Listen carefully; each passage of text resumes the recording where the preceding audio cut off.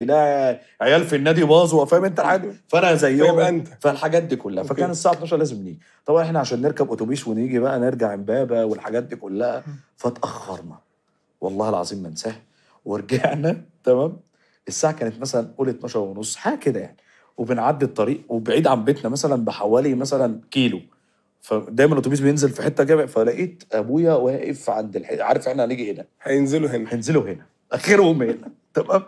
فنازل انا واسلام تمام، والله العظيم اداني قلم. اوف. الساعه كام في ايدك؟ 12 ونص. الساعه كام في ايدك؟ انا لسه عن كده قلم. لا طب اتجاوب. استنى اشوف. قلم. طبعا اسلام جري وانا جريت وعلى البيت، على البيت. ودايما كان بيعاقبني عقاب رخم قوي قوي قوي، اللي هو نام ووشك للحيطه. فاهم انت؟ طب ليه؟ فانا ممكن انام الناحيه التانيه يعني عادي. هتقلب. نام وشك في الحيطه كده.